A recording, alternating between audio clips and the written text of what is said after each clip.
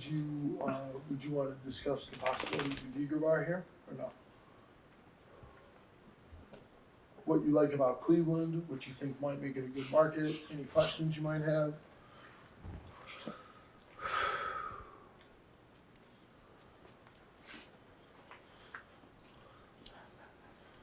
Over it.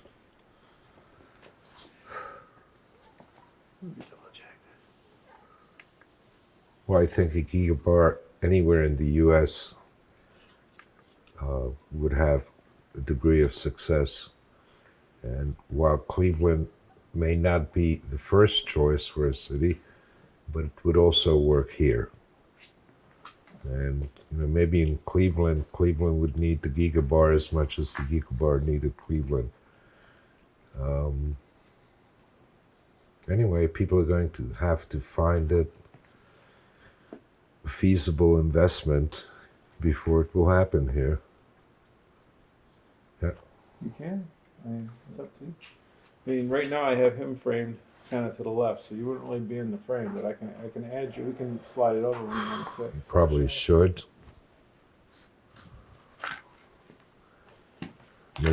Maybe visually it'll begin to explain why this is weird. Yeah, that's true too. I'm just going to do this on camera.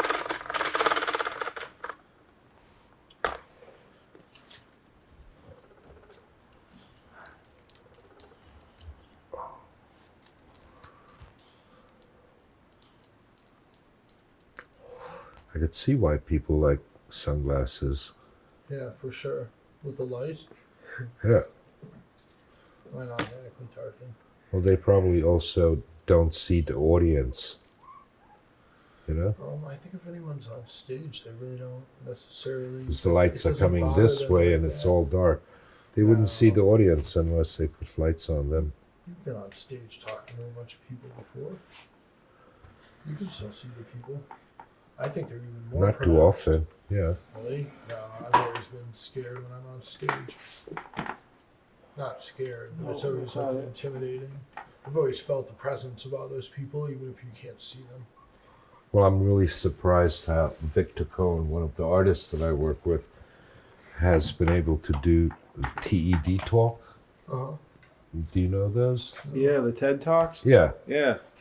And, get up there and be witty and self-depreciating and insightful and wow. And he says, well, you just do it often enough, But I couldn't do that. I think it is about repetition. I mean, the more I have to speak to people, the more comfortable it becomes. Just because it's just easier when, especially if you're passionate or you're fervent in what you're talking about. It's actually really, it's not really complicated. Just talk about something you want to talk about. Yeah, but I've always avoided being the one to do it in the media. Why is that? I think you could do it as effectively, behind the scenes. Oh, absolutely. I mean, there's definitely something you said. When you say behind the scenes, you mean puppet master? No. No. What do you With mean phone by calls, Well, isn't that just pulling strings? Well, you know what? Then, figuratively, yeah. Let's establish, just in case nobody knows, Uh-huh. who Leslie is. So if you want to say, hi, I'm Leslie, and kind of give me maybe a brief history of Hi, I'm Leslie. I'm his friend from New York. And what have you been doing for the last, long time? I've been doing what I've been doing for a long time. Perfect. So, how did you guys... I don't know what I'm doing, yeah. But I've been doing it a long time. How did you guys meet? He says at an art gallery in Detroit that his friend went to and took him along. Right? Yeah, Carnivora. Yeah. I forget the name of the gallery though. remember Oh, it was a really great gallery. it was a cool gallery. I remember there And it were had a some cool name. very aggressive homeless people. Oh, shit. Okay, we'll get back to that. Name of the gallery. Yeah. Google it. So No, I did a book about cars, and then that turned into an exhibition and a traveling exhibition. Yeah. But who did you know that was in the book? Because Steve Kasner wasn't in the book. Actually, Robert Stevens of 100,000 Leagues Under My Nutsack Yeah, he wasn't in the told book. me you should go to this. You should come with me and go see this thing. You want to do it. And so Robert has never really steered me the wrong way most of the time when he's recommended things. So I took his advice, and I was lucky enough to meet Les, who was No, Robert does good yeah. But hookups. I also knew Kasner, and he said that you were going to be there, and so he also said there was something. For some reason, there were going to be a bunch of Satanists there. I don't remember exactly why. Is that news to you? Because Yeah. no, there were a bunch of because Chris X was there.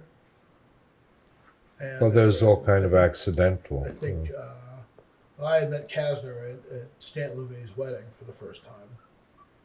I was so isolated for a long period of time where I had never met Rob Stevens or Stephen Kasner until Stan LeVay's wedding in Los Angeles when we were all from Cleveland.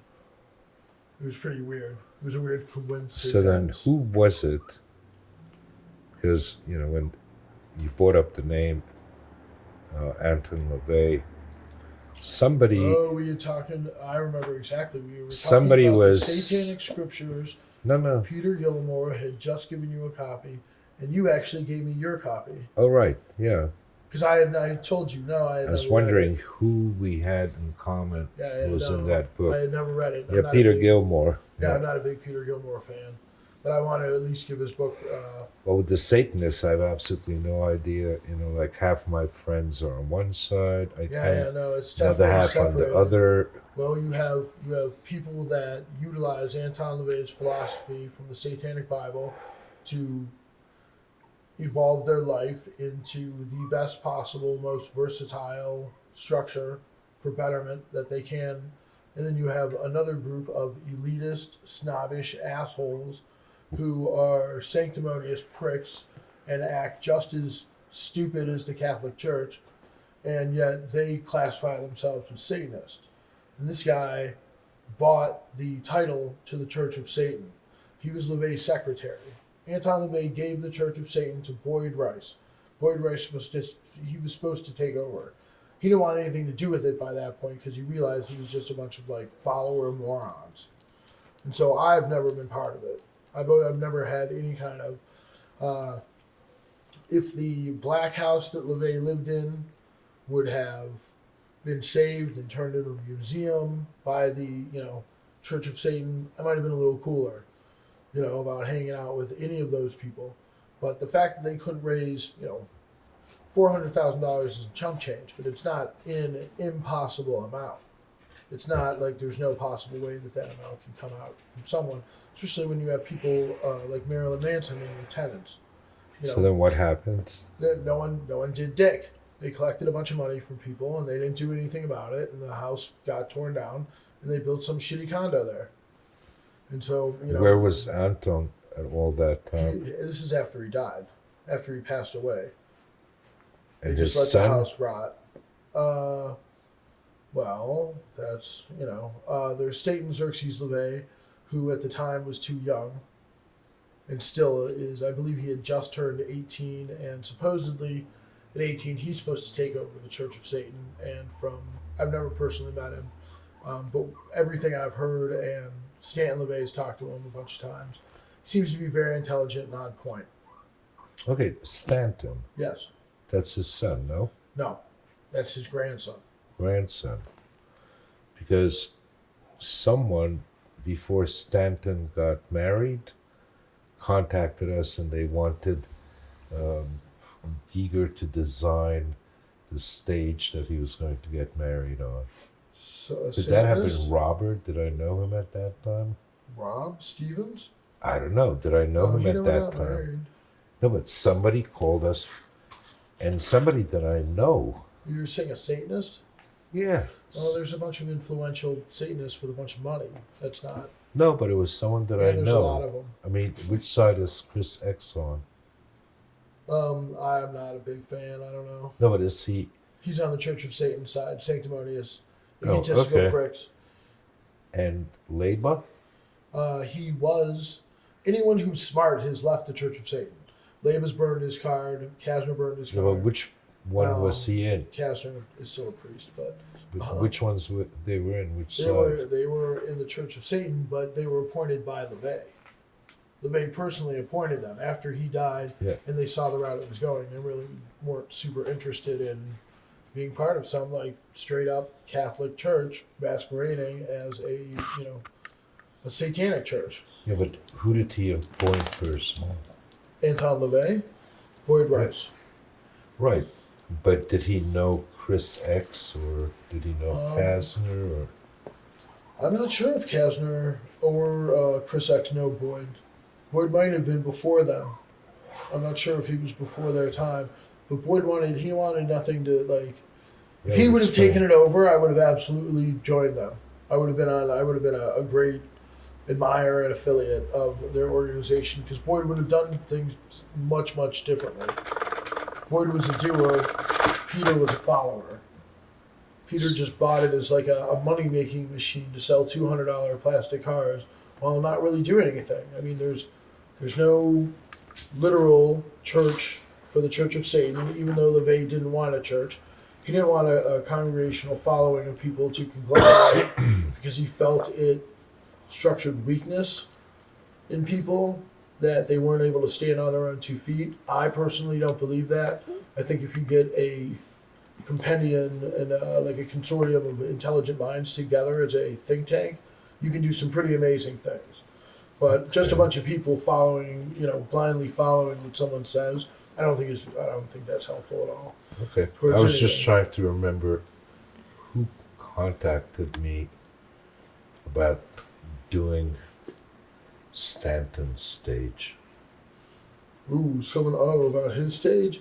That would have been pretty sweet, dude. Before, yeah, no, I thought, but they don't know each other, and Because I did the wedding gown, and they weren't offering money, and no, it's actually a pretty then big deal. somebody called for him instead of him calling, and I think they said it'd be really good publicity for Giger or something like Absolutely. that.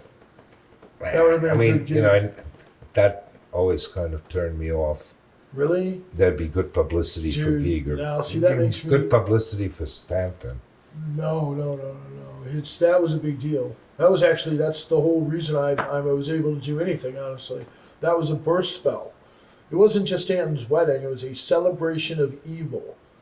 And it was on 666. It was an occult spell of creation so that new things can happen. Could it have been Axel? Do you know Axel? The name I am It's familiar some with. jewelry Oh, yeah. and Oh no, I did meet. daggers and all kinds of shit. Yeah. I have met him. No, I'm not actually friends with him. Yeah, I wonder if it was him. That would have been really exciting for me to be able to make like the wedding gown and his tuxedo, and then just show up and there was some badass Giger. Dude, I would have been super thrilled. It would have been. But did you do their clothing? Yeah. I made their wedding gown. I made his tuxedo, and her wedding gown, and then I also helped design all the stage sets to make sure. I wanted to make sure the thing popped off with. When I went out there, Stanton supposedly had a bunch of help from all of his friends, and in fashion, like classic fashionable LA style, everyone flaked out. They just said they'd go do something, and then when it was time to go do it, they were gone. It's a classic LA maneuver I found. So it wasn't even until this weekend that I realized or remembered or found out that you designed clothing That's what you do. at one point. I still do. It has to be for the right person, though. I stopped for a minute I wanted to sell it, and then at that point I realized what it was that that's my sigil, that's my spell, and it creates a symbiotic relationship between me and whoever wears it, and so we share each other's energy. So Weird shit. if it's someone who's on stage and they're projecting themselves to 50,000 people, I get my cut. It's like a satellite where it helps me utilize their energy symbiotically through my garment to do what I want to do. That's why I have that house. The house is an energy collector cell. Eric has great, strange ideas. Have you I visited mean, I'm the in house? his house, and I don't know exactly what he does. Have you been to the other house? Yeah, That's Was an there interesting today? place. I just thought he worked at a titty bar. So what brought you to Cleveland? Like what? How did you get here? Like Plane. well, I think he means, why are you here in wonderful Cleveland? Came to a film festival. And why did you come to a film festival in Cleveland, Les? He's a good friend of mine, a director in Germany, had a film in it, and I was a little bit involved. I was the voice of the narrator. awesome. So he couldn't make it, so he thought in case there's a chance that we might win something, and in his case there usually is, somebody should be here to pick it up. Can you name drop him? What? Can you name drop him? What? Can you name drop the film and Oh, it's called Dissonance. and who made that movie? Till Novak. And he's a good friend, and was packing up to move to Hollywood.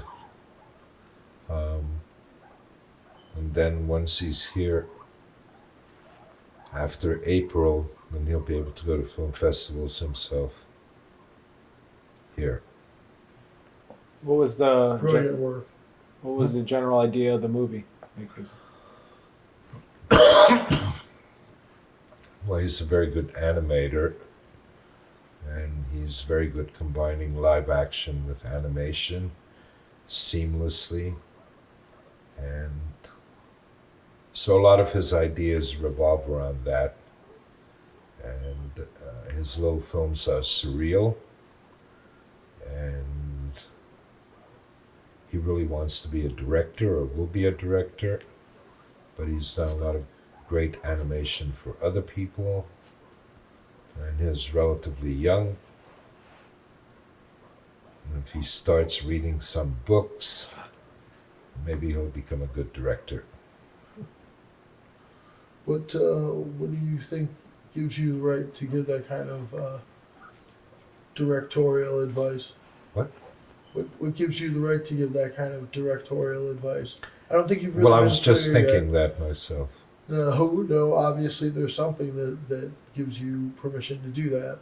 Well, I What just have look you- at the directors whose works I admire, and all of them are pretty well read.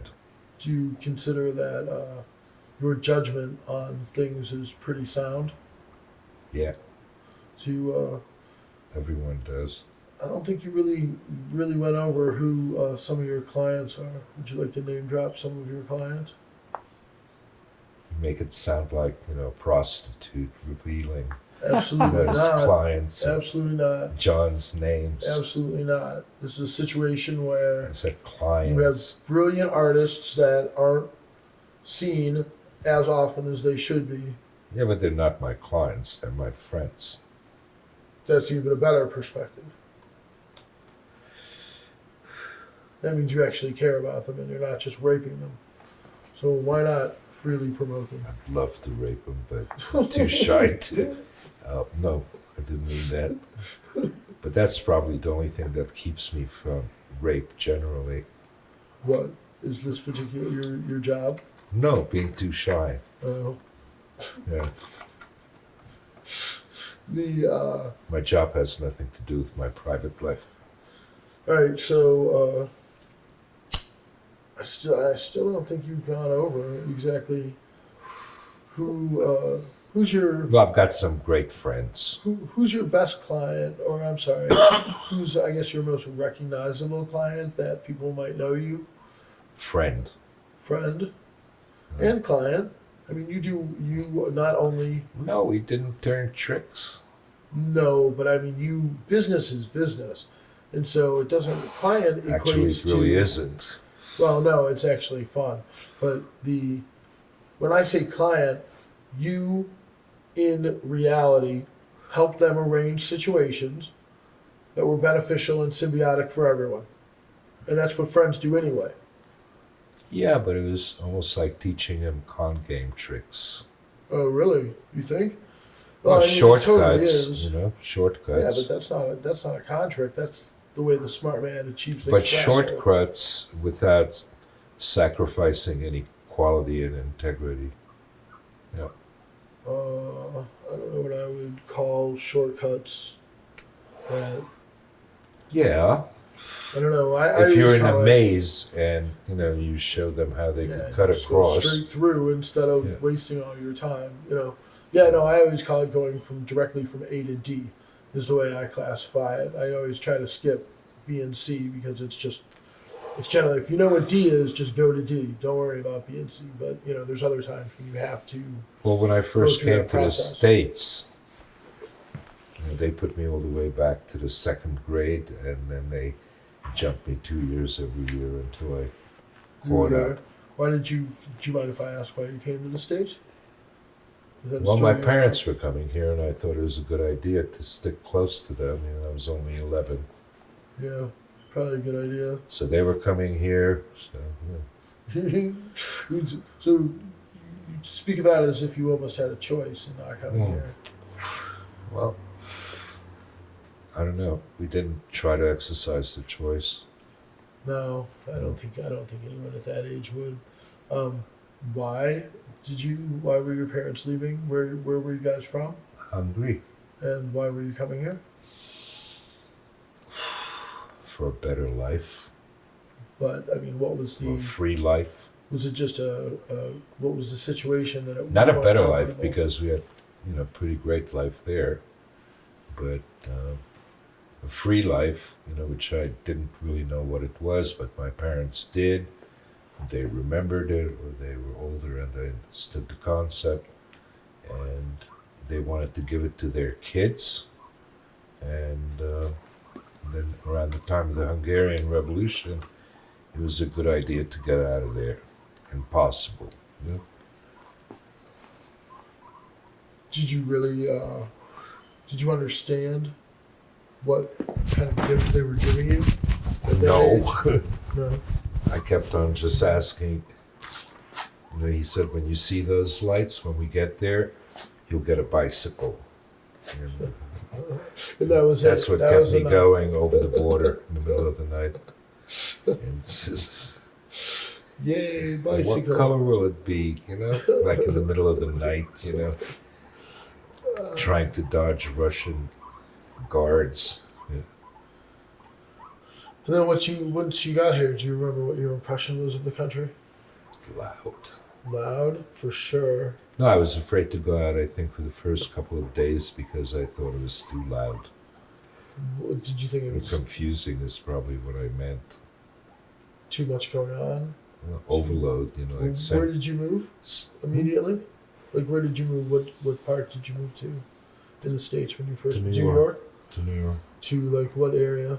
Well, first some kind of a communal area or place in Manhattan, and then eventually they helped us get settled in Brooklyn.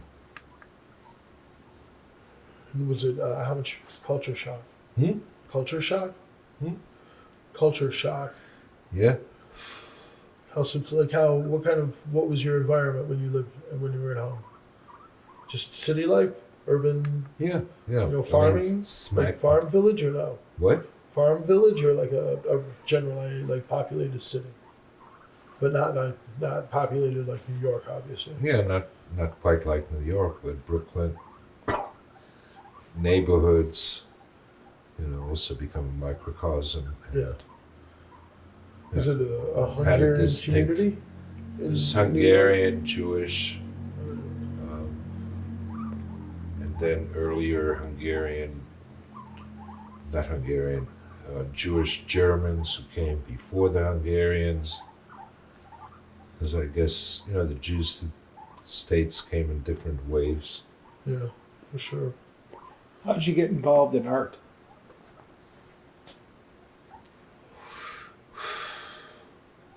Well, we had it around us because my father was very artistic, involved with the arts, and my uncle. My uncle more on the music end, and my father on art and stage direction. And while they weren't looking, both me and my sister took a liking to art. While they weren't looking. Yeah. What would they and have preferred you to do?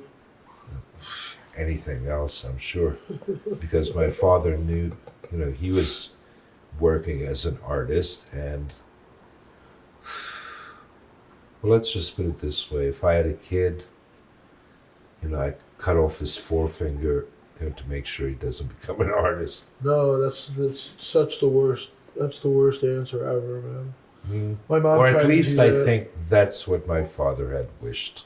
My mom was she was an artist when she was younger, and life kind of I think beat her up a little bit and taught her how to be a good sheep and how to follow orders, just for economic standards. And she literally tried to beat art out of me, and it Well, he just didn't made do it. that, but when I would do something or direct a show in high school, he would say, I won't come because you'll probably embarrass me. Oh, Um, why did you feel that way? I don't know. I thought you said he was artistic. Yeah, he was. Did He you was just very, very, realize- very good. I have You know, his it work. really an artistic viewpoint his is not paintings necessarily hang on the wall as well. really. Yeah. It's beautiful. The artistic mentality and aesthetic is really not necessarily well suited. Yeah, for, but he knew that it was not easy. Yeah, so that was, I think, his only Would you- reason so that you he think thought you that they think he could was really trying to have. help? Yeah, of course. Yeah. He And thought did that you see it back then? steer him into any other profession would be the best help I could give him at this point. Did you see it then, or no? No, You were angry, hurt. hurt. Yeah. And then later, because he died too young and he really didn't get to see, anything of or have an idea that I would do that, before he died. Or he knew because I went to visual arts, the School of Visual Arts in New York before he died. So he knew that would lead to something. Did anyone else attend college But he before you? got involved with doing art exhibitions, and he was a very good actor, or at least the actors that worked with him, some of whom I've met were like in their 80s, or I met them when they were. They would say that my father acted out every role, for them, and that he was also a great actor. I know that I don't know how to act, but recently, wound up in a couple of friends' little movies, short movies. Before this one that brought me here, Till Novak did another film where I was the only actor in it. And What was the name of that film? the Centrifuge Brain Project. It's Anyone got who's- its own website. Yeah, if anyone's ever seen, there's some amazing, crazy footage of some amusement park rides Yeah. that are multi-tiered and super chaotic and almost eternal in structure, and through the centrifugal aspect of completion, but endless completions to achieve one full rotation, I guess. It's actually really fascinating the way it's presented. I found it to be really... I mean, Till did those over a period of, I think, 4 years. And, it's amusement park rides that defy the laws of physics and that kill you, and No, visually if I you don't look think at they them, then you fly. see that they have a Möbius strip feel.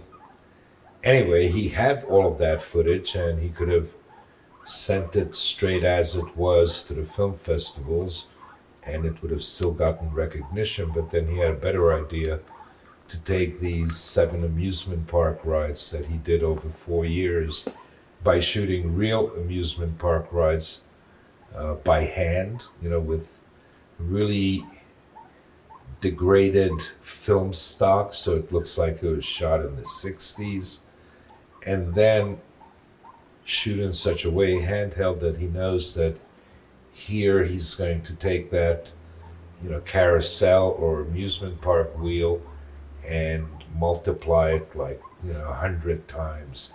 Would do weird shit with it. Anyway, Tilla's very good at that. So then the final footage looks like it was all shot handheld by, tourists that didn't know how to use a camera. But it's like rides that, can't happen.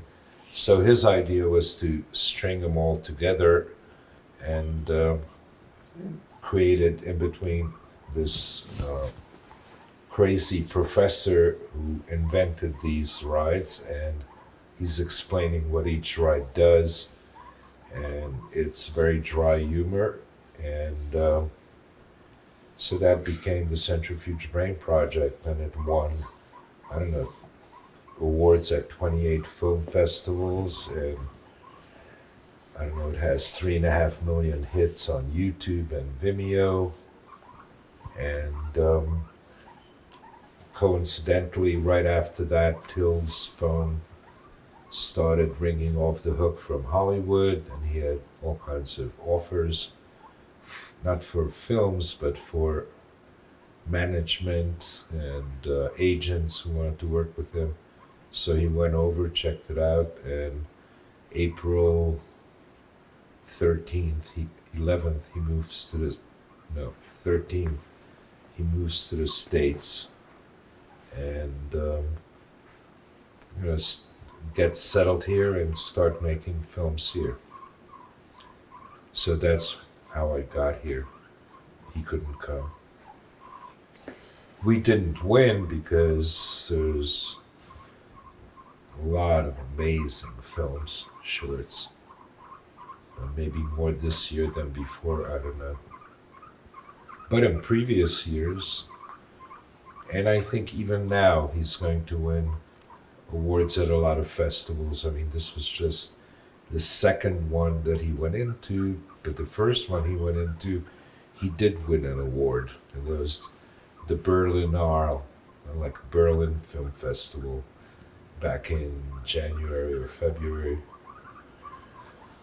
But his very first film that he did when he was 25 picked up awards like at 40 film festivals, and that was the first film he did, and that was called Delivery, and I think to date that was the biggest success he had. But then the Centrifuge Brain Project was more recent, and by that time he had already done some great animation work for some studios, and then his own private work, and then he also does fine art. It's complicated. One has to go to his website. And I think that's probably something a lot of my artists that I work with have in common, that it's complicated. You gotta go to their website. So it's not Well, just, none of them are really derivative. Each one is doing something that at the time I came upon them, or they came to me, or however we met, I thought nobody was doing anything like it. And for the most part, I think it's still true. And even if there is anyone doing what they're doing, they may have been the first to do it, or maybe they do it the best, I think. out of all of your friends, who's your most successful friend? Hard to say. I mean, there's some that were the most famous, but not necessarily financially the best earners. How did you get from, so you were an artist yourself? How did that become you becoming an art director and then a Well, yeah, representative? I went to art school and I thought I was a really very good art director. And before I ever met Giger or, well, yeah, I mean, my first contact with other artists was in art school, but then I went into advertising and design because I knew that becoming a painter or a photographer, both of which I did in school and was pretty good at, was going to be a very solitary thing. And I didn't want to work alone as an artist. I wanted to work with other artists. And I was always interested in the artwork of people who are much better than me. And then I knew that in advertising and design, I'll have the option of working with people who are a lot better than me, photographers, artists, illustrators. I knew how to draw, but I didn't have a distinct style to be an illustrator. And then as a fine artist, I really didn't think I had anything to say. And even now I feel the same way. While I've done a book, I mean, if you could call it that, I mean, it's a book, it's a good book, but, it came like from a throwaway idea and there was no intent to make a book. It was like, I finally had to do a show in Detroit at C-Pop Gallery. Okay, C-Pop. That's what it was. They had called me a number of years and said, we'd like you to curate a show here. We'd like you to curate a show here. But, never had the time. And then finally I thought, okay, let's pick a date far in the future and commit to it. And they said, the closest date we have, closest, like December or January, next year. And then I picked the one that was furthest. And then when it started coming around and they said, you could do an exhibition on any subject you want, I said, well, it's Detroit, so let's make it cars. And then when I told them that, they said, you're crazy. In Detroit, we've got more car art than we know what to do with. And when they said that, I said, it came like a challenge. And I said, okay, but I'll do a book. I mean, once I knew, I think, what I want to do, with car art that's nothing like that they've seen in Detroit before. And I guess by that time, I knew what it was going to be. And when I came up with the title for the show, it was Carnivora, the Dark Art of Automobiles. So it really didn't have, and I wanted artists that never really did automobiles, and I went after all of my illustrator friends. And then if they didn't have an idea for cars, I gave them an idea that incorporated cars. I mean, it fit, if there's any stretch of an imagination that would qualify it as car art, it was in the book. Like, what's his name? Pooch, who's a painter, tattoo artist. He is known for his paintings of, Tunnel of Love and all kinds of amusement park rides. And it had amusement park cars, so I said, it fits. So we did it like that. And then, how did that lead to? Right, so we did the book. No. So while I was planning the show, someone had the idea, maybe I had the idea, that we should have a catalog. because the best documentation of any exhibition, like an artist when he has an exhibition, one of the things that he should try to get is a catalog out of it. I mean, it's more important than sales sometimes, because you have documentation like a catalog, that's going to build up a different kind of credibility.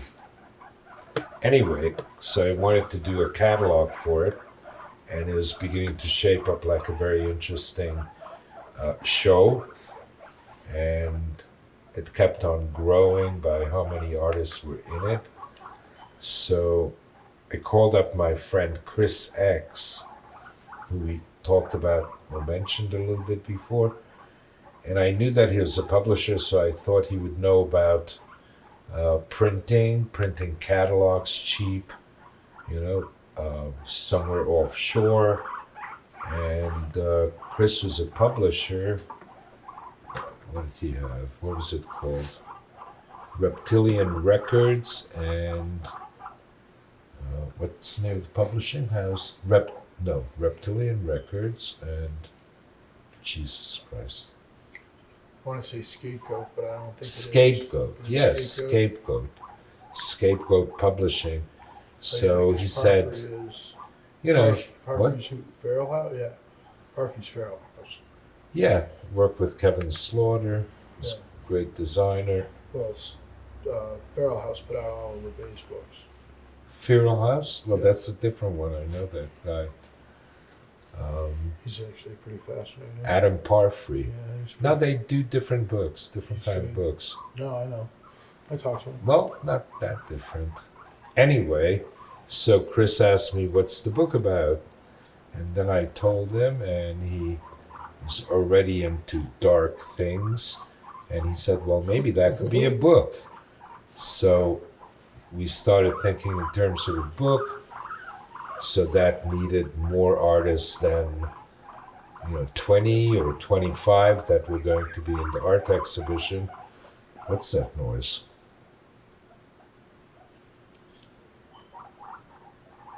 Jesus. Are they blowing you? No. Yeah, so I started thinking of more and more artists that I knew, and then I started looking around at artists who I liked when I was younger. Anyway, to make a long story short, it turned into 90 artists, and then I thought, we need an introduction. So the first name that came to mind was George Petros, who's a friend of mine who used to edit and publish. He's the best music magazine in the world. Seconds, yeah. And I have a couple of copies of it. so I called George and I said, you want to write the introduction to this book? And he said, yeah, great. And then pretty soon after I hung up, I realized, shit, I have other friends who write, And then I thought of another one, and then I said, okay, the book could have an introduction and an epilogue. And then I thought of more friends, and to make a long story short, it was 20 writers, 90 artists and 20 writers. And why are we talking about Carnivora? Because we asked about how you went from being an artist to an art director to an art representative. How did we get Got to into that? Carnivora? How we met. That we met in Detroit at the opening of the Carnivore exhibition, which then became a traveling exhibition that went to California and New York. And Eric was there. I'm not sure why. Is this camera still going? Right now it is, yeah. What? Yeah, it is. When are we going to start this? Well, Do it already? You just kind of get an idea. So Is that your cigarette burning, or the camera has a red light? red light. Jesus. That's how you know it's on.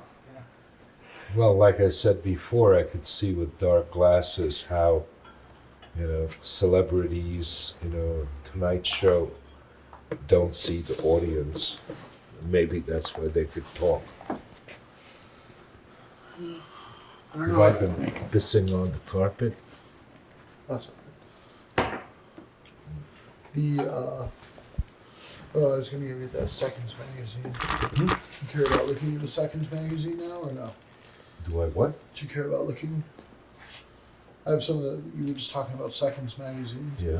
I have an issue over there with LeVay. Oh, I have signed every by issue. LeVay. I have every issue, You I have the think. LeVay issue too. Go with it. Yeah, I think so. A rambling conversation.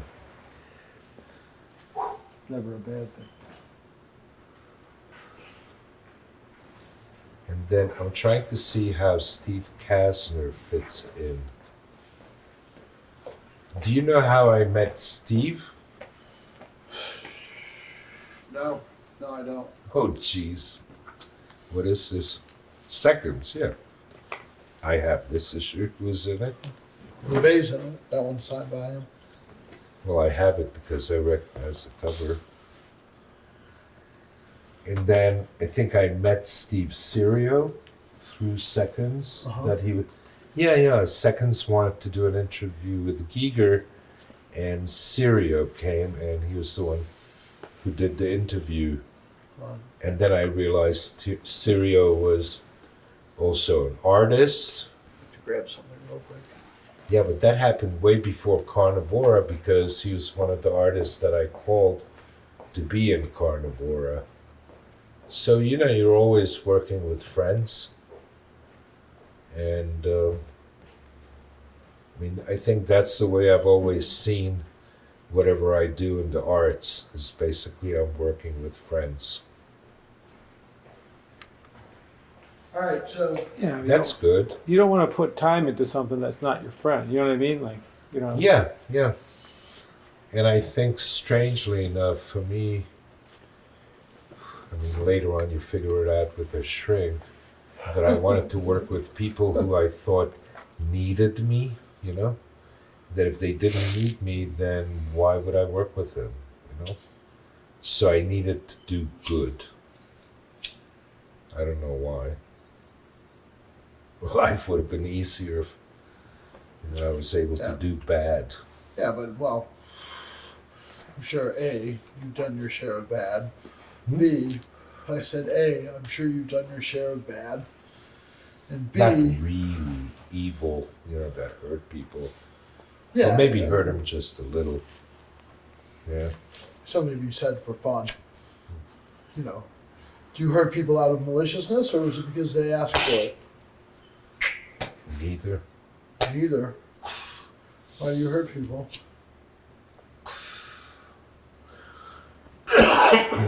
Well, you just do your best, and sometimes that involves being honest, and then that could hurt people. Do you think it's for But even that people's saying best? that I hurt people by being honest, that sounds self-serving, and I think No. my ex-wife would say I'm lying. No. Well, she would. I think if you really care about someone, sometimes that whole old adage, "The truth hurts." I think it's truly helpful sometimes. Well, it some could people also- don't listen the soft way. It doesn't always work. No, do you always have to hit someone with the hardest possible manner? I don't think so. But some No, people but need if you work with them on the premise, or because you're friends, then you tell them when they have bad breath, and you Put something don't stuck in your contribute to teeth their or- illusions, and Yeah. you try to shatter their illusions, and maybe there's a little bit of fun in that. Or maybe if they're female and you cheated on them, which is also being honest. True. If they're the first ones you tell, and you kind of turn yourself in. I never necessarily understood that. Yeah, I That usually mentality. turn myself in. Yeah, I don't understand that mentality really. Well, you figure you're less guilty, you know? Well, you're not less guilty. It's like going to the police station and giving up. Oh, You maybe figure technically- they'll, take off your time. Now, what happens when you go to the police station and you give yourself up? Hmm? What happens when you go to the police station and you give yourself up? Well, you feel relieved. Really? Maybe, I feel in prison. But why I feel like I'm gonna why get put else in a the cage if hell I would gave they myself up. go and give themselves up? That's a you know? very, very good question.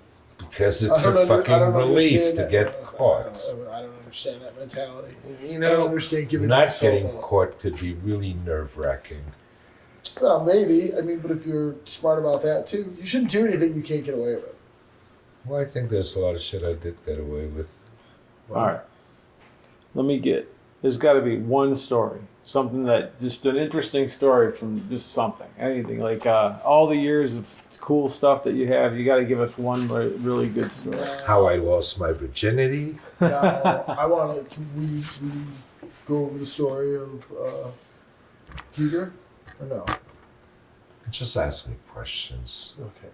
So, after you went to art school, you were doing. What were you doing? Working as an art director. For what? And was that what you wanted to do? First advertising agencies, and then kind of segued over into design, and then kind of moved over into providing advertising and design, and called it Leslie Barany Communications. Okay, and then what was the first thing you did with that? And this was your own company then at that point? Yeah, Okay. This was your I mean, for the most was this your part, aspiration? it was a one-man band, and then I hired photographers and illustrators, for different jobs that I was working on. But before that, I worked at ad agencies as an art director, and then at one point worked as an art director at Saks Fifth Avenue, where they're doing their ads and catalogs, and I work mostly in the catalogs. Want some marijuana? Hmm? Want some weed? What? Weed? What's the question? Would you like some weed? Sure. Here. Oh, I'm doing all of this under condition, and I'll sign a release to that effect, that it'll never be edited. Oh yeah. What? Well, I mean, like your statements of the whole 2 hours. The whole fucking 2 hours. All right. That's the only way it is ever to be screened. You got it. Oh no, you won't let me take segments out for my Absolutely DVD? not. What if I screen them by you first? What if I give you final say on it? I need a copy of the complete thing Obviously. without anything taken out. Obviously. Yeah, that's not a problem. I wouldn't start fucking with it until you got that. But It's as not long even as we're fun. talking about that, and it'll be a permanent record. This will go down on your permanent record. It's a real thing, Jonathan folks. Mover is supposed to be my executor, and Oh.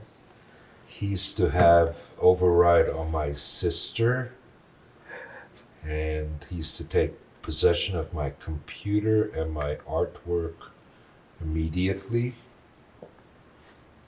and yeah, everything. And nothing to my sister and her daughter.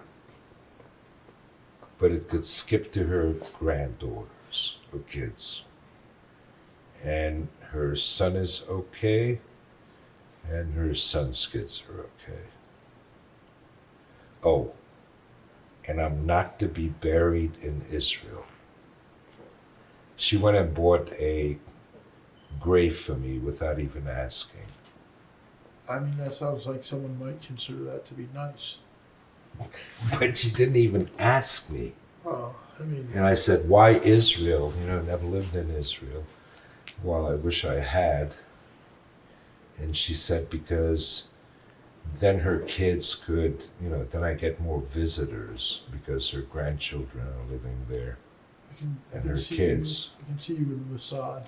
What? I can see you kind of in the Mossad. I think you have to have earned the right to be buried in Israel, and being Jewish is not enough. It's not enough. And I'd often wished that my parents had gone to Israel instead of the U.S.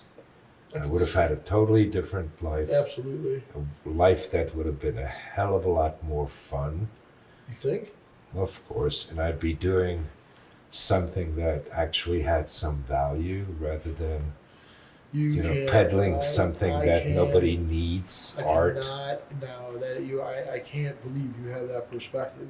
You have any idea Yeah, how I much do. art changes people's lives? Yeah, sure. I think art is important, but is it important enough Some for me to waste my life on it? Some people literally live for art. They'd be dead otherwise. How can But you some say people literally live because you've got firemen, soldiers, policemen, ambulance drivers, and garbage men, and everybody else is pushing paper. I think you might have a self-destructive streak personally. Maybe, but I don't see how you could conclude that from that view. Because you're stating that doing something, you're stating now as a representative. No, I think doing something that you just happen to enjoy, it's very self-indulgent. But you don't see it to be an important thing that you're doing at all. It's just No, it's it's just important another thing enough for somebody else to do it. That's I don't Well, know. I see this in retrospect. Can't do much about it. No, I wouldn't even be able to take a job as a taxi driver. I don't drive. I would disagree with your synopsis of that, honestly. I think you're doing a very important job, maybe more important than what the people that you think are actually doing. So an maybe I'm important job. doing it because I usually take on the jobs that I think nobody else wants to do. Now, in that is good utilization of self-destructive tendencies. Well, that then would It's clinch overcoming. it. It's overcoming. This is where another thing. That fucking Do you clinches it. consider yourself to be a Satanist? No. No. Okay. Now, you utilizing your negative tendencies towards betterment of overcoming obstacles that most people can't overcome is absolutely in a satanic tenet. Yeah, maybe. For sure. And you've named at minimum 10 people that are involved in Satanism across the entertainment world. Well, I also think that art is kind of like the most fun you could have without taking your clothes off. Absolutely. And I think That's not an important reason to do it. No. I think art should be done. I mean, honestly, anything I've ever done is really to express certain things that I didn't necessarily feel were appropriate, whether it was my doing or someone else's doing. Yeah, I but used you it as an had some exercise ideas for that show. you wanted to express. I never really thought I had any ideas or unique ones that I wanted to express. So, earlier today, you were telling me a story. Oh, I'm sorry, you were telling someone else the story, and I found it to be fascinating, and I'd like to hear it again and get it on celluloid or digital or whatever this is at this point. You were telling a story of how you're working for your ad agency, and you're working for a magazine in Paris. Right? Yeah, well, by that time, I think I was on my own. I was. But I still had to be at the office, and one morning I got a phone call from a photographer that I was working with for a long time, who was shooting nudes for a very long time and showing them in galleries, and that was his fine art work. And then he had his commercial work, and we worked together on that. Pantyhose ads, lingerie ads, things like that. Were those things you wanted to do? Well, I thought if I was going to be in advertising, I should work on every kind of account, and I worked on mostly every every type of account for a very short while, because I Mercenary thought each accounting? one would be interesting to try on. Instead, while other art directors found one, type of account and then stay with it and become experts with it, I just wanted to try each one of them for fun. What was the question? That it was a statement. You were working for a magazine in Paris. Oh yeah, I was Doing contributing nightlife. material to a magazine in Paris, and I don't know exactly how that happened.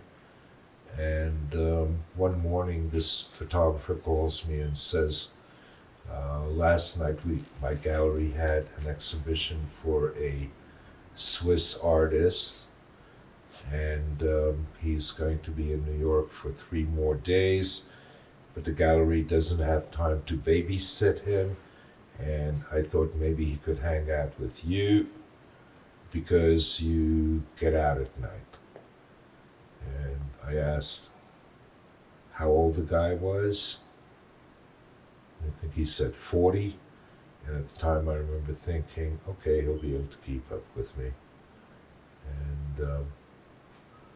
And I was really only like, I think 10 years younger than him, but I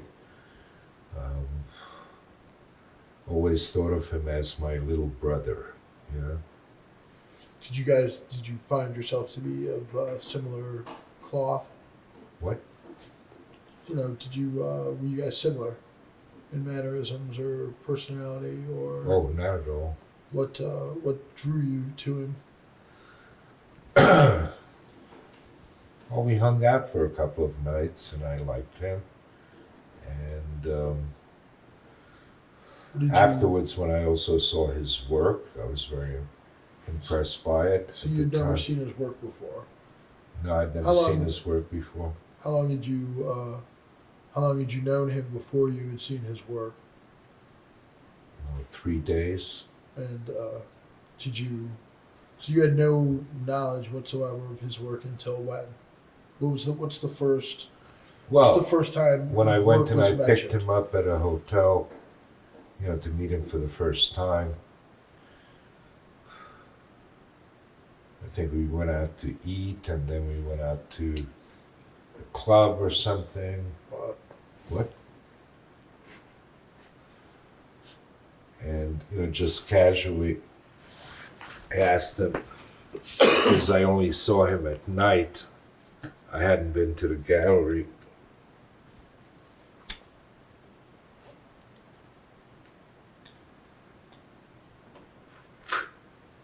Oh, wait, you gotta put your finger on it.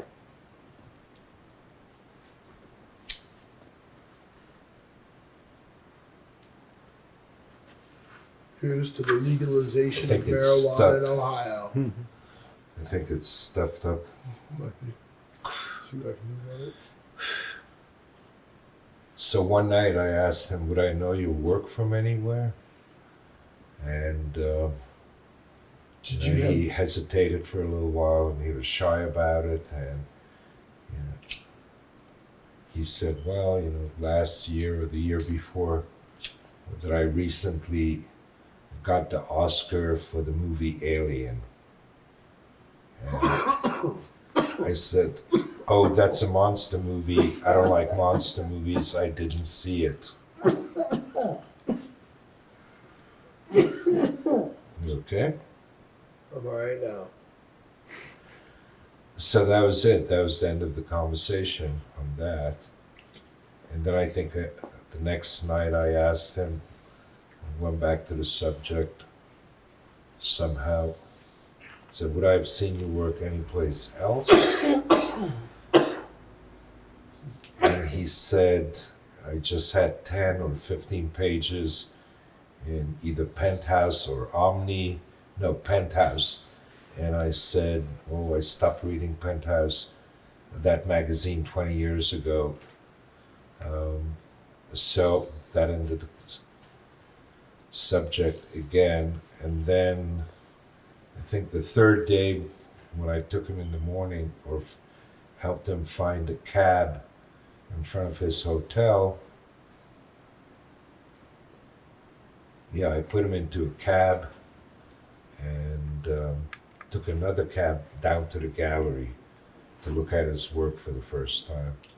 And I walked in there and I thought, oh my God, that I was happy that I hadn't seen his work before. I would have still probably gotten to be his friend, but probably we wouldn't have, yeah. You're saying the dynamic. I wouldn't was have set up. dared talk to him like that if I had seen his work before. I would have been too much in awe.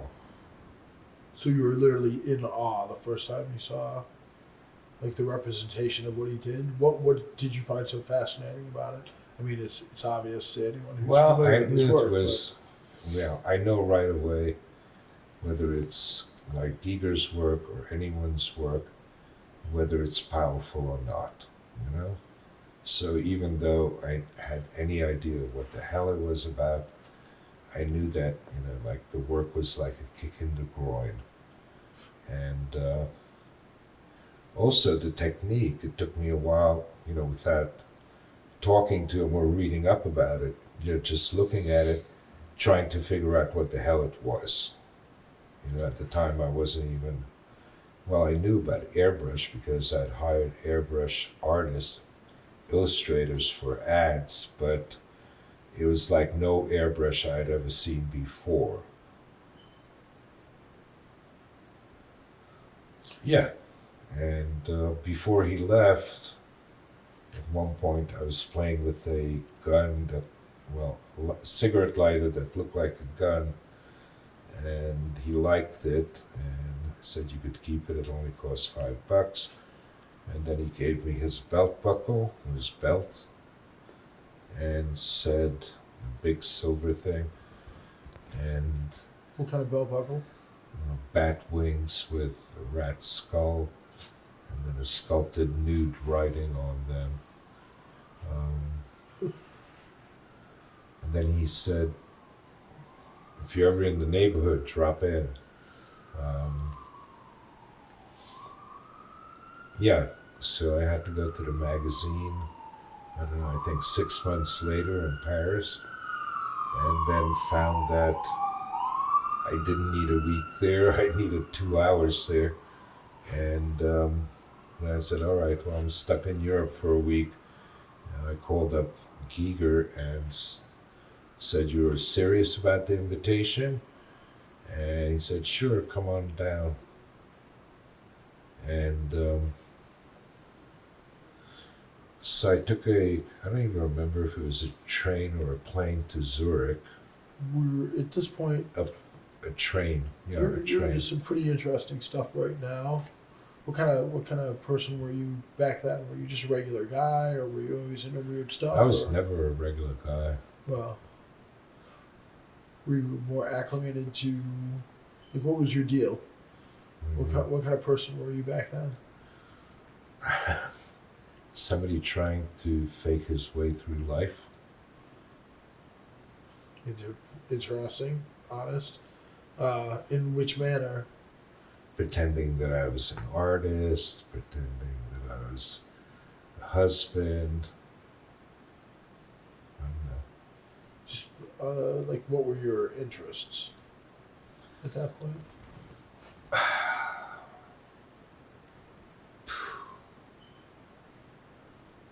Hobbies, interests. I think I was musical disturbed, inclinations? I knew that for some reason I was different. I knew that my parents had a history, but I didn't quite know what their history was. I knew that I was in like strange Jewish schools and strange Catholic schools, in the afternoon or in the morning. So, it was what I took for normal was a strange childhood. And then at one point, I think I realized that it was a strange childhood, but it was different from the childhood of most of the kids that I was growing up with in Brooklyn with. So that makes you a bit of an outcast. Did you feel like And at an the alien? same time, you also feel a little bit special above it all. Oh, really? I think I don't know So if most early kids on, have I that learned inclination. to. I think most kids would take that. That's pretty interesting that you have that you felt Yeah, special. well, immediately, I think most kids would have a negative, like, eventually, you also start seeing yourself superior to them. but I don't know if most children have that experience. I think they I would see think I themselves. did. Oh, I absolutely did as well, and that's but. Once again, one of the, if you see that you are smarter than kids, Well, or I was, better than kids, for whatever reason, I was lost in a fantasy world at a very early age. So you mean to tell me that you think that you are technically not special, but yet you felt special at one point? Yeah, no, always did. Do now. Special and fortunate. Totally. And Absolutely. never quite figured out why I was so fortunate. Maybe blessed, Hmm? so to speak. What? Maybe blessed, so to speak. Do you feel that you have an internal voice? Yeah, then you that gotta guides start you? thinking about God. Well, I mean, you can call it whatever you want. I don't know what the name of it is. I don't pretend to know. Too late, I'm at a No, point do where you- it'll have to be a surprise. I Do don't know. you, yeah, but do you feel that you have some kind of internal voice that has always guided you? Your gut, your instinct, nature? More like What an makes echo. you do what? What do you mean by an echo? An internal echo that kind of says you're hollow. So it bounces around, and then you want to prove that you're not hollow. Oh, so it's. And even if you are hollow, if you make a pretty good case for not being hollow, then maybe you're not hollow. Are you calling it advanced ladder climbing? What? Are you calling it like advanced ladder climbing? You know how you try to climb the ladder? No. No? Just trying to keep up. Just trying to keep up. But you understand that you're way farther, like you're way ahead of the game. I may be way ahead of the game in some ways, but I'm way behind the game in trying to figure out how to turn that into money. Why does it have to be turned into money? Because that's what everyone else thinks, that if you're good at what you're doing, then you're turning it into a lot of money. No, you're planting seeds in the consciousness of And millions of people. I'm not offering that as an excuse for not being rich, Well, I but think I never thought I needed to be. monetary wealth does not denote wealth, Well, I wish I had a larger apartment. for sure. Move to Cleveland. You can have Yeah. a giant apartment. What do you pay in New York for an apartment? Not a lot by New York standards, but then I've been in the apartment for a long time. I pay a little. I mean, it's $875. For $875. But somebody who comes to New York now will be paying $2,500 for that, or $3,000. Even for $875, I can get you a space probably twice this size. Yeah, but not in New York. Not in New York. Do you need to be in New York? Well, Or after you a just while, used to most be New in New Yorkers are addicted to New York, even if they know No, there's it's the definitely. worst place for them to be. I've been told that there was a specific kind of vibe that, kind of like a hive sort of buzz that Hive? is attractive. Yeah, Hive? yeah, like a beehive. Nah. What are you looking for? Cigarettes? All right, so I mean, I have a group of friends and a small, close group of friends in New York. Eric, go down. It's definitely not a hive. Down by the bone. He's got to go, and he's running out of tape. No, I found your smokes. pointing out your smokes. Those, What? those are coming some too. Your smokes were on the ground, so. Oh, okay. There's a letter for you. All right, so you're working for We this didn't talk magazine about women. with women. You want to talk about women? We can talk about women. Not Hold on. really. This is going to be the closest thing to my last will and testament. Wow, I'm honored. I'm honored. It's actually a privilege, whether you see it as not. All it means that you've got good grass. Okay, so you're in Paris for 2 hours, you're done. You go off to Giger's house. What's your, and if you got a good indication of his personality when you had hung out in New York? besides the fact that you just kind of like meshed together? Well, I just liked him, and he was somebody who had recently invited me to a place that I'd never been to before, Switzerland. And And I knew they had great chocolates. Were you like chocolate, huh? Yeah. Yeah. The Well, I like Swiss chocolate. Swiss chocolate. Did you like those Cadbury eggs I gave you the other day or no? No, I like them, but They're very creamy. They're good chocolate. there's no comparison. That's I have a sure. friend, a photographer, coming to New York next month, and she's older, and she used to live here and have a home here. But she was always Swiss, and she was married to a Swiss guy. And anyway, she's coming back. She doesn't own any property here anymore, and I helped her find a place where she could stay for, I don't know, 7 weeks, or rent for, and then, yeah, and I don't even know the neighborhood that she's in, somewhere up high in Morningside Heights. I don't know, a place that I never heard of, but just a half an hour away from New York. And because she's a little bit older, I said to her, you know, if you bring me some chocolates, I'll come and pick you up at the airport. And said, what kind of chocolates? And I had next to me a box that held 62 candy bars, you know, of one candy bar. And What kind of candy bars? I was just getting to the bottom of it, so I took a photograph of it and I sent it to her, and she couldn't stop laughing. And then I said, and I got them at a good price at a sale. And I said, if you bring 2 cartons of those, I'll come to the airport and pick you up, because she wouldn't be able to carry it. So yeah, I like Swiss chocolate, so I thought going to Switzerland was, you know, going to be a good idea. And I liked him, you know, and I liked his work. I was You just thought fascinated. he was cool. I was fascinated by his work. So would you say he was an enigma to you? Or no? No, he was someone that I was intensely curious about, and I wanted to find out more about him because his work was fascinating, and he was fascinating. It doesn't sound to me, and maybe. And he was a smarter person than me, who had accomplished already an Academy Award, yeah, and no, he was that's pretty decent. in magazines and everything.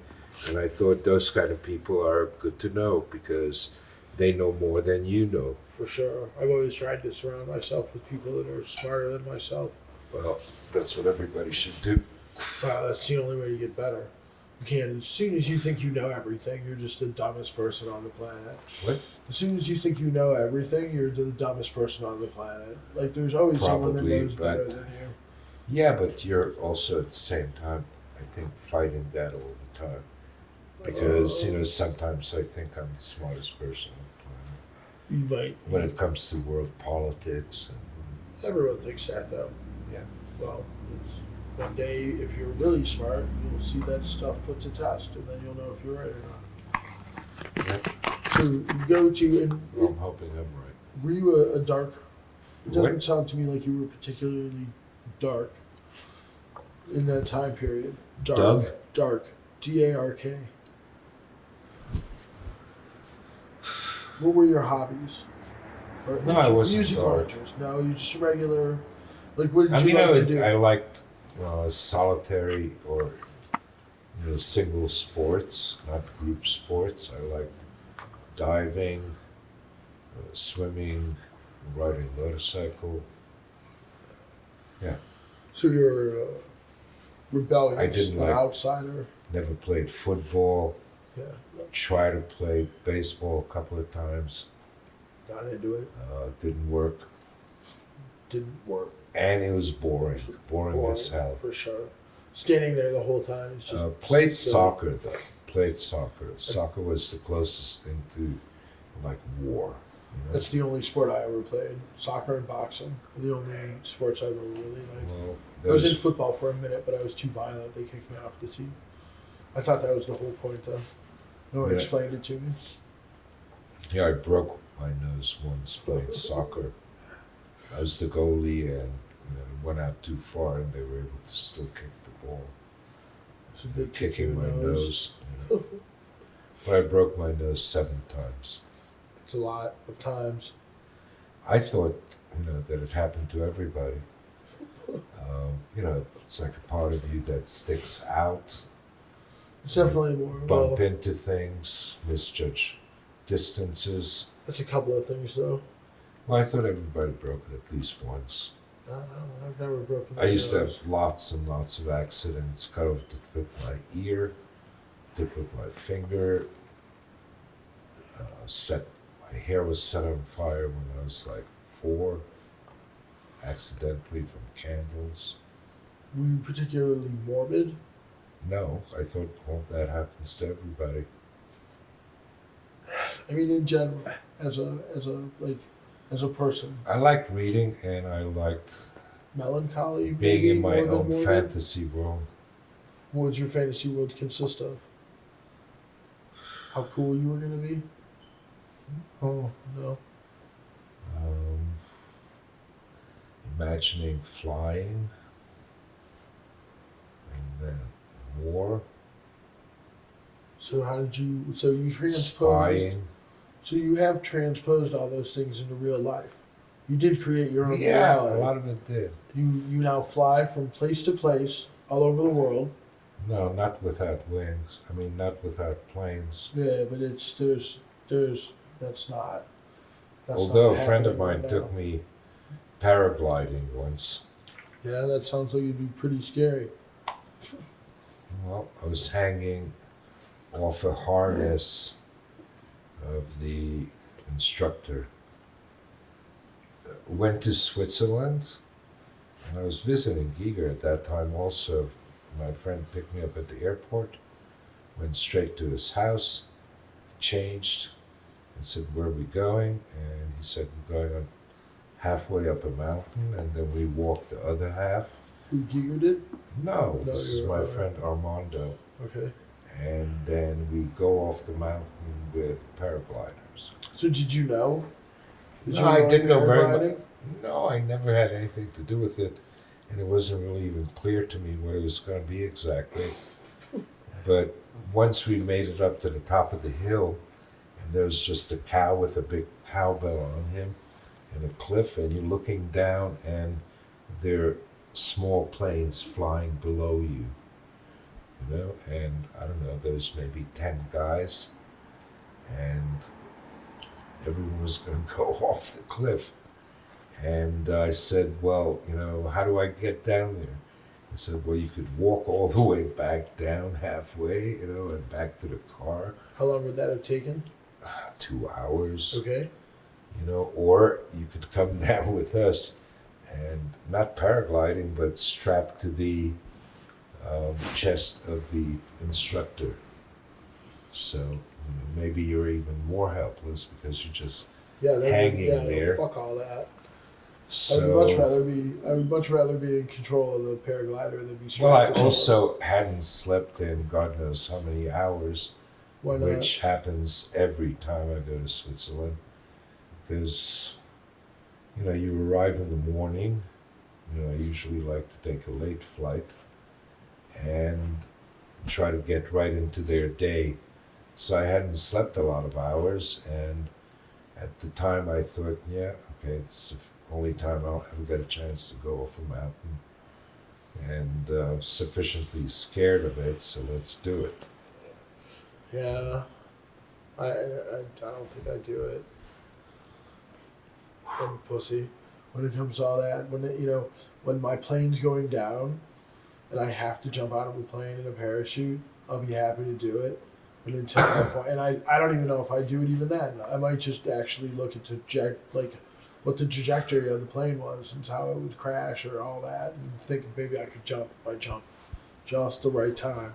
Maybe I could survive Well, or some ridiculous shit. strangely enough, I like flying. I love flying. I do. Yeah. So you've And I keep thinking that it's like really safe, like, God, when killed like 230 people just to get at me. You think? You've Yeah. read the Bible, right? What? You've read the Bible, right? He's a vindictive Not all of asshole it. in that book. Not all of it. Yeah, he's not super pleasant in that book.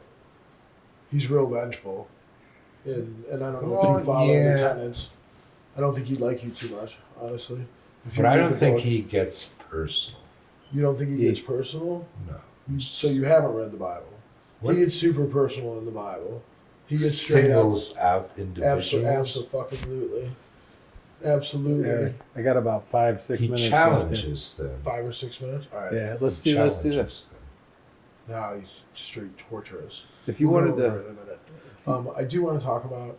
All right, so you get there, you get to Switzerland, you haven't slept in a bunch of time, and then what? Giger came to pick you up at the airport. No. How did you get to his house? I think when I arrived on the train, we talked on the telephone, and then he told me to take a taxi. That's what he always did. And so you arrive at his house. Yeah. Weird house, regular house. What kind of? From the outside, totally regular house. Uh huh. Yeah. So you're just like, oh, whatever. Were you totally like? You're just like, oh, it's just some guy's house. From the outside, yeah, and then you go inside, and I mean, did you get the impression he was particularly weird when you hung out with him or anything of the sort? I mean, obviously his No. artwork is highly unusual. no, I mean, back in New York, Yeah. no, Just not at thought all. he was just a regular Joe. Yeah. Okay. So you show up at his house. Well, then, I already knew his paintings from New York, but the New York show just had paintings that size. And in his house, he had room from floor to ceiling, all 4 walls with his paintings. Each wall was one painting. And then in the middle of the room, there was a table, and a chair, and the table at that time was marble, and it had a pentagram, inset, and then in the middle of it, it had a glass kind of diamond shape with facets, and in it a baby's shrunken head. And that's still there. That's still there. One of the nice things about going to Giger's, you could be in a room and you could point to a shelf and you remember that that's exactly the way it is in every photograph, and it has nothing moved in it since you first saw it in 1986. Because it was in the perfect place. No, it's just that it's so full and cluttered, and but it's not perfect. It's not comfortable. So His house, I could is say his it's house got more to be. uncomfortable than my house? Hmm? Is his house more uncomfortable than my house? No, it's more comfortable. His house? No, I mean no. No, I mean both are comfortable, Uh-huh. but he had rooms. It's just a lot. That's they're about equal. You think Both it's of them are overwhelming or always no? too dark. What do you mean? Well, What do you mean? none of his lights work and never did. Why? What do you need all those lights for? Huh? What do you need all Yeah. those lights for? And both are pretty cluttered. Would you prefer them to look like Kmart's? What? Kmart's with grocery stores with incandescent lighting, beaming everything so that it's all No. I always accepted everything the way it is, and I'm comfortable anywhere. No, I've slept in bathtubs. I mean, I was like in my 20s, but I did. Very comfortable. And if you're not sleeping alone, it's even better. And, I've slept with a girl in the middle of a gallery floor. Where was it? Is the story finished? No, so did you think he was weird No. when you got to the house? You thought it was, At his house? yeah. Well, they were dressed in all black. At the time, I didn't realize that he always dressed in all black. you know. Uh, But it was just the second time I had seen him, or and even then I didn't know that he always dressed in all black, but I hadn't seen him in anything else. But he was wearing, I don't think, jeez, I don't want to be wrong about it, but I almost remember them wearing black robes. But why the hell would they have been wearing black robes? Maybe they were black bathrobes. But that would have been weird too. but I have to ask Mia. I've asked you a bunch of times. You clearly state that H.R. Giger was not a Satanist. He never told me. Did he show? Well, I guess you need to know more. No, he so wasn't what a Satanism Satanist. was. No, I mean, he was fascinated with Aleister Crowley's imagery and his writings. I assumed it had writings, right? Yes.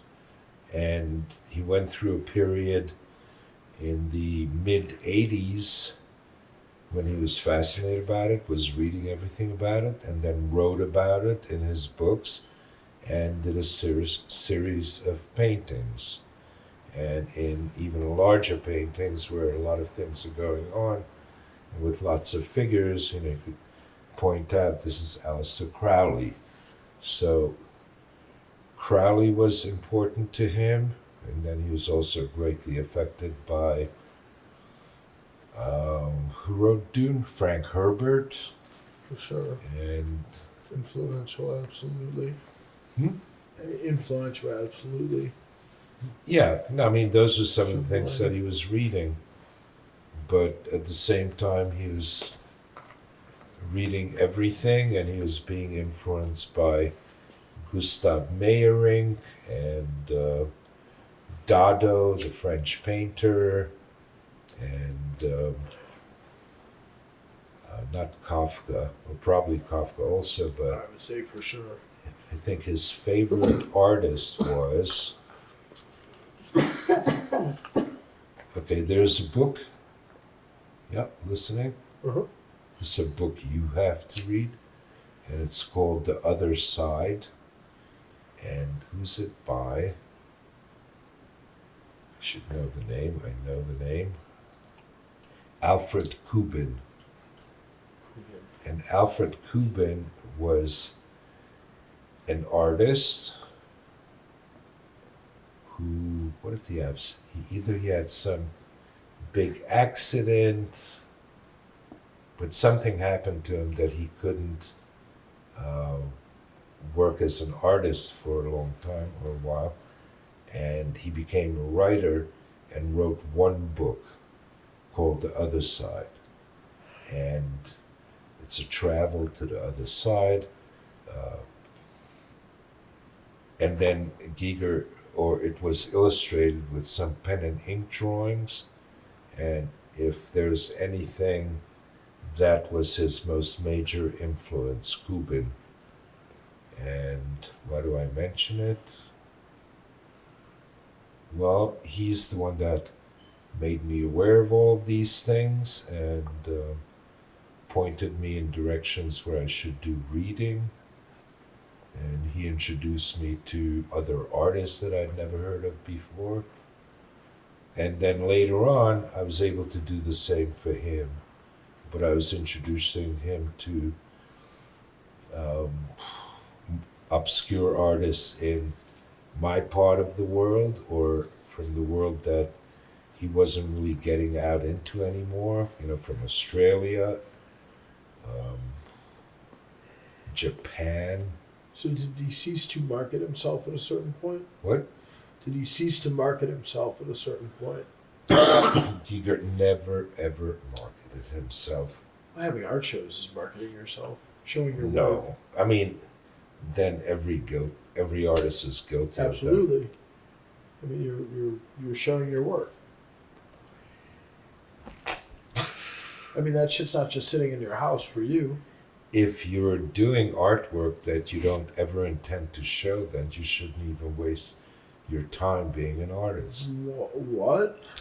Yeah. How can you say that? What happens to expressing? You know, that yourself? may You're happen saying- to you're some s- artists, Wait, are you but saying I don't public think they affirmation ever is the only thing that intended. makes great art? What? Are you saying public affirmation is the only thing that makes great art? No, it's like a human need of the artist. It assures that he's going to be obsessive about the work, and it assures that it'll be the most important thing in the world to him. I think it should always be that, and that should be your only concern. Yeah, but a great motivation is feeling that you have important new ideas and wanting to share them, not to The wanting to just. share them aspect, I would have to agree with. That you think you have something important to say. I think it's a good reason No, to that show you know, your art. no. I mean, No? yeah, but it doesn't sound. It sounds immodest to put it that way. Well, who I don't cares what it think sounds any of like? these people are necessarily self-important. No. Although I think after a while, Giger knew that he was on to something unique and something special, and he was smart enough to know that, well, he knew that it was non-derivative in terms of art history, even though he never sat down and tried to make it so. Accidentally, he got fascinated by the airbrush, and he discovered something about himself. It's his demon.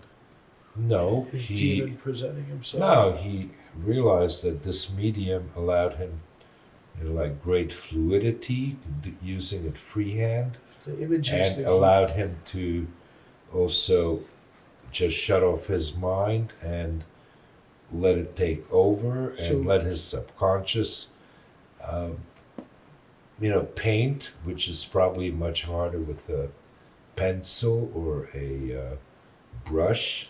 I'm just guessing now. So you're saying he goes into basically autopilot and creates.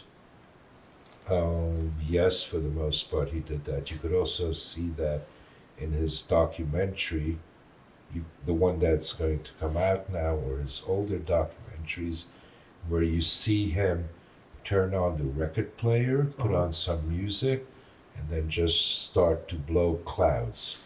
And then sometimes, which I saw really, really for the first time in some footage that had never been seen before, you see at one point Mia sitting there, reading to him. And then you see Evelyn Bueller, who's a girlfriend for a beat, sitting there reading either poetry or a novel to him. And then you even see Lee Tobler, which somebody I'd never seen all that much footage on, and what I'd seen had always been the same. But here was new footage of Lee Tobler sitting there and I think reading a poem to him while he's painting. So these recent visuals that I came Channeling. across, gave me like a really clear insight to what, previously he may have just described, I consider it to be. And even in writing, he describes it in his books, that he'll shut off his conscious mind and go on autopilot. And that's how he did, I think, most of his well-known and important work, paintings Hendrix shows the same in the things. 70s. What? Hendrix has said the exact same thing. Who? Jimi Hendrix, Okay, John Morrison, or Jim Morrison of the Doors, okay. has also said the same thing. I Well, believe. Giger liked Jimi Hendrix, loved John Morrison. Well, there's where it's all tuned to the same frequency. Anyone who's enlightened and can see things that other people can't see are blessed to. I didn't know any of that about Appreciate- Hendrix or Morrison. You don't necessarily. No, they're both also big fans of Crowley. They're big Crowley fans. Same thing with the Rolling Stones. Big Crowley fans. Okay, so Crowley, I imagine, has something. He's definitely got. Well, I mean, his whole adage of "do what thou wilt shall be the whole of the law" is usually misrepresented as only that quote. It makes it sound like you can do anything you want if it's your will. Well, I think in Giger's way, Giger, with Giger, that philosophy, if he adopted it, was tempered by, Swiss something, Swiss modesty. Well, here's the thing. The actual quote is, "Do what thou wilt should be the whole of the law. Love is the law. Love under will," is the full quote. So basically, you can do whatever you want, and you can make your reality real as long as you have love in perspective, and you don't harm anyone while doing so. Well, he was It's technically definitely what like quote that. means. Then he totally practiced that, I mean, it's because the I've best seen way it to. all the time. That's the best way to live. He wouldn't let me go after people and tear off a piece of their ass if he could help it. I'm a little more. LeVay is kind of altered He a little more. avoided conflict. LeVay's taken that adage from Crowley and made it into a more. I think there's absolutely people need to have retribution for misdeeds. But I'm not a Giger was, pacifist he by any was not a means. coward, No, but he doesn't was have to be a smart. coward, he's just passive. What? It's Not Gandhi. even that. He was Gandhi or Christ-like. no. He where was you're wily. He was Wily? wily, and he would be able Are you to. saying he would lie and wait? No, wait no, for no, karma not to at handle all. it, or- He was He just didn't mischievous, and he was very bright, so he would be able to Did he just paint you into the corner so you do the right thing. Oh, that's actually a skill I would love to have. I don't have that skill. I'm just a fucking asshole when someone fucks around. No, I mean, he was also so soothing. He could talk you off the ledge, when you thought you were ready to kill yourself. I mean, he was my friend. He was also my shrink. Yeah, for sure. It's like I'd go to someone like Giger that. with my personal problems. Well, there's things when you study, they call it opens you up to a different perspective on things, on how to be more genteel and what's truly important, on how to register. Well, he also subjects. liked when I was not in a relationship. Why did he think He you were thought I better, was a or- lot more productive Oh, for when I sure. was depressed and, without a woman to distract me. But then when I had one, he was totally receptive to them and nice to them and deferential to them, or not deferential, what's the word? Very polite. Do you think Do you think it was self-serving that he didn't like that you had a woman around? What? Do you think that it was self-serving that when you had a woman around, that he didn't like that? Did he feel that way? Yeah. Do you think he was being, or do you No, think it was best no. for? Did he think that was best for you? I think he saw that, well, yeah. He saw that some of those relationships were self-destructive. Yeah, although he didn't try to even interfere or even say so. Did he give advice? He didn't I even think give only advice? because, well, no. He never thought it was his place to give advice to other artists ever, Really? even though a lot of them asked for it. No. Was it just humility, humble? Yeah, very, very. Really? Even though he knew that he was great. Well, no, that's what makes people truly great, is when you can be great and do something better than anyone else in the entire world and still have the humility to understand and Well, that's comprehend. exactly the way It's he benevolent. was. It's literally benevolent, and I see it as almost. Look, I said before Christ-like. that in one sense I thought of him as my little brother, that I had to protect sometimes and stuff. On the other hand, I saw him as a bit like my guru, Utilitarian. Well, no, that he was very wise, Yeah. Like I knew, even when we disagreed, and he said he wanted something done a certain way, and I was really sure that he was wrong. Most of the time, it turned out later on that he was right. did you ever just allow him to dictate the right way to do things and not like To do what? to just tell you how to do stuff? Did you ever stop like? Was there always conflict with certain things, or did you at one point just give him like trust and faith that he Absolutely was not. right? No, never. No, I No. was too. Too stubborn. I could never let go of the wheel. Yeah. And he kind of dealt with it, and he even wrote about it, or at least implied it in his writing when he was writing about me, where he has a line in there that sometimes he protects my interests so fiercely or whatever that I have to almost apologize for it. That's as close as he came to saying it. But it sounds like he appreciated that, even though it wasn't his way. Oh, there were times when it was clear that he appreciated it and thought the way I handled it was hilarious and couldn't help from cracking up as I, cut someone's balls off, in front of a crowd. There's a, So the way you, oh man, I don't want to say that, those. but he used you as you were a weapon for him. He didn't use me that way. He didn't really believe in Well, weapons. I don't mean that he necessarily used you, but you were his willing warrior. That he knew, and I think he would sometimes even throw me a dirty job. Yeah. In a good way I or can't a bad think of way. any, but he knew that. I can't think of when he did it, but he knew that he could. Yeah, but there's. That I would love shit. it. Well, did chase down a forger once Uh-huh.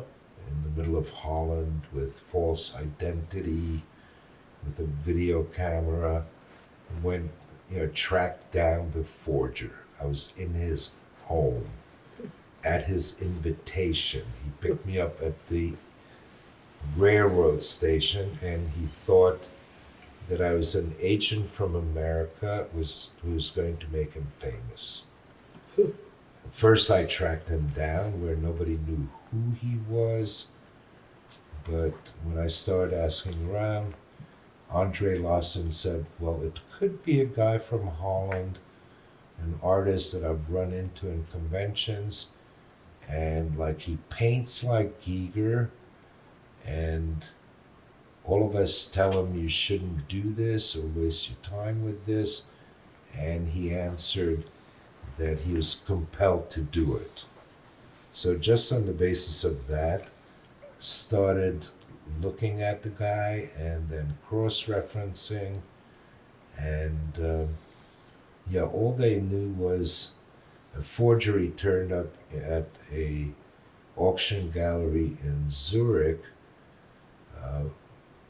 and it was delivered by a woman from Holland, and then they called Giger and asked him, to confirm Identify. that it was authentic or not, and they told him which painting, and he said, it's hanging here in my wall, It's in my house. Yeah, in my house, the original. And then they realized it was a forgery, and it was the wrong size. Now, And when you say forgery, all the way down to signed.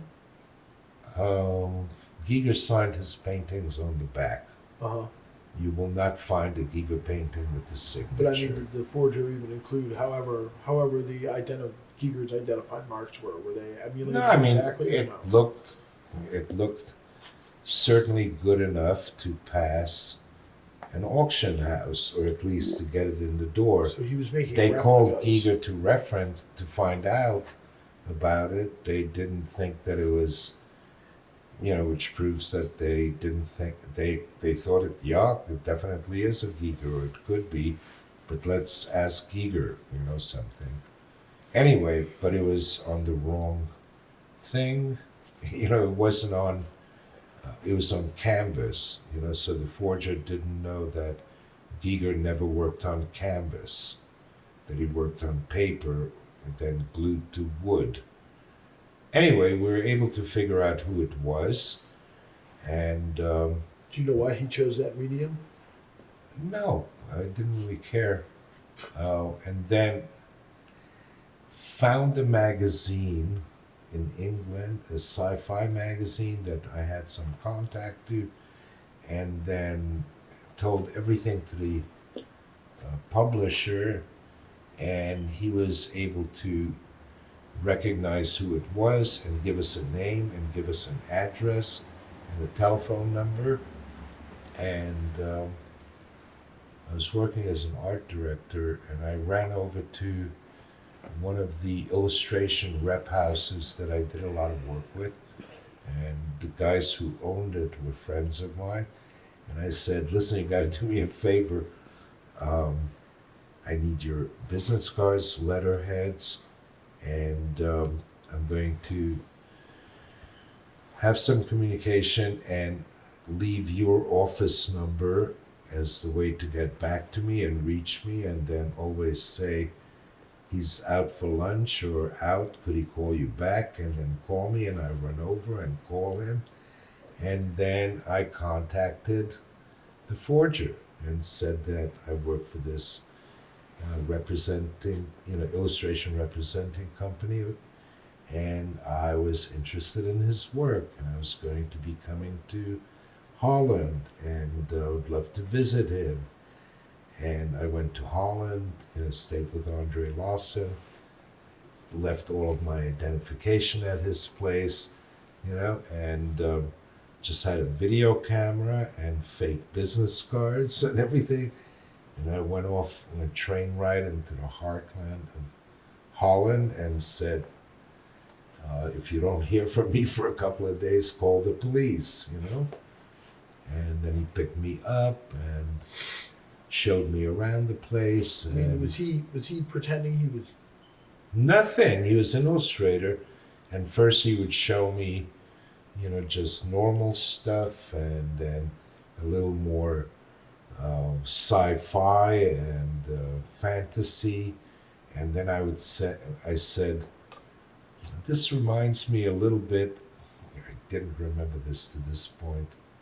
The German artist Geiger, and he corrects me and said, no, he's Swiss and his name is pronounced Giger, Oh, and then from the moment he picked me up at the train station, I hit the record button on the video camera. So had everything.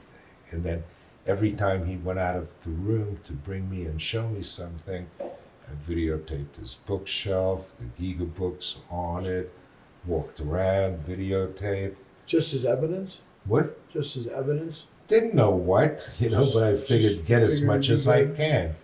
And then he would show me the paintings, and then I would say, okay, hold it, let me get a good shot of it, and then kept the whole thing going all the time. So you were being a spy? Yeah. So you're saying in your head, it was great. When you classify, you said you were living in a fantasy in which you were flying around and you were at war and you were a spy. Yeah. And so in your life, whether you see it I or always not, thought, that I fell into a, whatever, can't call it a profession, that allowed me to live out a lot of these things. I think you made your own reality, which is all what Satanism. I mean, I wind up becoming not an be actor, Yeah, things that you never thought. I mean, these aren't things that happen to most people. Well, These are that's not what's interesting, normal things that most people do. It took me really a while, and even now I don't believe It's on his way right now. that it doesn't happen to everyone. Hold on, this is way. I just want to make one point clear. Whether I think you believe this or not, you dictated that you wanted to fly, you wanted to be a spy, and that you wanted to be at war. You fly all over the world. You go to war for the underdog of art, and you just told us one of the best stories about being a spy. Well, You created your own reality. well, to finish that story, I think he came back to the room, and then I said, who's that picture of? And it was a woman with a little girl in a wheelchair. Uh-huh. And he said, that's my daughter, and my wife. And, I got all the information and everything, and then he took, and at one point I said, Do you have more like, that Swiss guy, more work like him because it's a good style, and then, our agency could sell that and whatever. And he pulls out, goes a little deeper into another room, and then he pulls out paintings that were very, very much in Giger's style, and but not, what he brought to Switzerland, and some paintings that came so close that you knew he had to see the original. And then I left, and then I went back to where? To Amsterdam, and then I don't remember if I went to Switzerland or not. Oh, and then he wanted to give me stuff to take with me, and I said, no, no, no, just mail it to me. There's too much to carry. So I needed it coming from his address in Holland, sent to me, locked in. And then when I saw Giger, or told him everything, and he had seen the video, and then he asked, who's that little girl? And and I said, that's his daughter, and she's got polio. And he was going to go after. He dropped me off at the train station to pick her up and everything from school. And then when Giger heard this whole story about the little girl having polio and everything, he couldn't go after the guy. I wouldn't either. So we just had to, we called him and said, Don't now do we it know, anymore. so never step out of line again. And we never heard from him again. I wouldn't be able to go after him either. What? I would go after him either. You would not? No, but you would.